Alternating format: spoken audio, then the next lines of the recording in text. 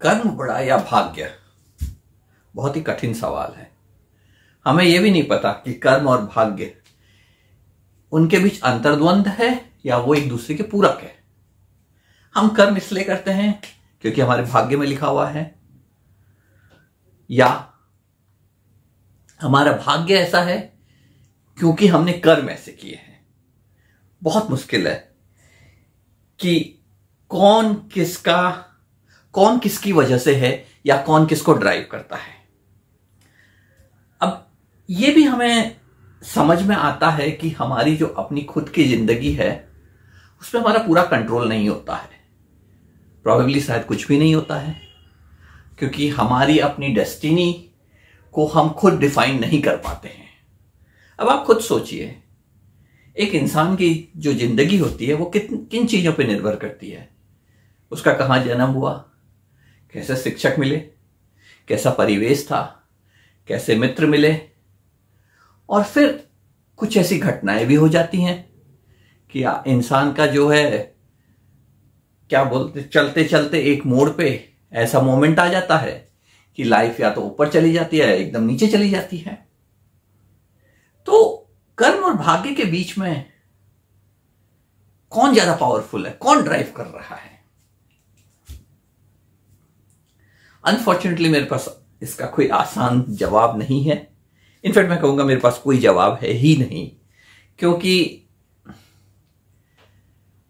जरूरी नहीं है कि हमारे पास हर चीजों के जवाब हो, और हर चीजों के जवाब संभव भी नहीं है, क्योंकि जिस दिन वो हो जाएंगे, और ये तो इतना बड़ा सवाल है क्योंकि जहां हम भाग्य और कर्म की बात करते हैं, जिस दिन हमें इसका बेसिक एसेंस समझ में आ गया, उस दिन हमें ये समझ में आ जाएगा कि हमारी डेस्टिनी कैसे डिफाइन होती है। तो अब सवाल ये उठता है, फॉर ए मोमेंट अगर हम सोचें कि भाग्य ही सब कुछ ड्राइव करता है, तो हमें कर्म करने की जरूरत ही क्यों है? Let the luck drive our destiny. मगर फिर बात वही आ जाती है कि शायद आपके भाग्य में लिखा हुआ है कि आपको ऐसे कर्म करने हैं, तब आप इन जगहों पे पहुंच पाएंगे। या फिर ऐसा है कि हर बार आपके कर्म जो है आपके भाग्य की आगे की रूपरेखा को तय करते रहते हैं। इस सब के बावजूद भी उसमें वो एलिमेंट ऑफ सरप्राइज हमेशा रहता है हमारे हर एक की लाइफ में। लोगों के लॉटरी के टिकट लग जाते हैं, बहुत बड़ा भाग्य है, मगर फिर उनके कर्म आ जाते हैं कि वो उस पैसे को कैसे इस्तेमाल करते हैं। उसमें भी भाग्य का एक एलिमेंट होता है कि वो कितने फाइनेंशियल सेवी रहे हैं अपने जनरल लाइफ में, जो डिसाइड करता है कि उस पैसे को कैसे वो इन्वेस्ट करते हैं, अपनी रिचनेस को बढ़ाते हैं, या फिर ऐशो आराम अयासी में उड़ा देते हैं। तो बहुत डिफिकल्ट क्वेश्चंस होते हैं ये। तो अब सवाल ये उठता है कि एक आम इंसान की तरह हमें क्या करना चाहिए। जो मुझे लगता है कि ये सवाल ऐसे हैं, शायद वो हम सबकी समझ से परे हैं, और हम शायद बहुत ही क्षुण्ण हैं। We are very small in this big scheme of things. जो बोलते हैं विधाता का विधान या भगवान का विधान, उसमें हमारी कोई एग्जिस्टेंस ही नहीं है।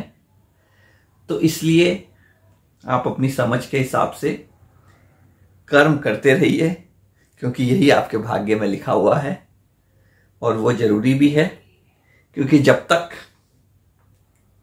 हमें इन सवालों का जवाब पता नहीं, बेटर है कि हम वो चीज करें जो एटलीस्ट हमारी अंडरस्टैंडिंग में, हमारे कंप्रिहेंशन में हम जिन चीजों को समझ पाते हैं। और वो यही बोलता है कि कर्म किए जा, भाग्य भाग्य है।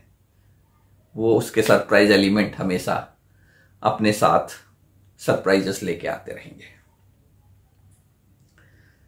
और ये बहुत सारे ऐसे सवाल होते हैं लाइफ में जिनको कि हम कोशिश करते हैं कि हमें बहुत अच्छे आंसर मिल जाए, बट उसके साथ हमें यह भी समझना चाहिए कि हम पता नहीं किस स्कीम का हिस्सा है, जहां पे ये जरूरी भी नहीं है कि हमें इन क्वेश्चंस के आंसर दिए जाएं, तो बेस्ट वही है कि जो जितना समझ में आता है उस हिसाब से हंसी खुशी जिए, कर्म करें और यही एज्यूम करके कर्म करें कि यही हमारे भाग्य में लिखा हुआ है।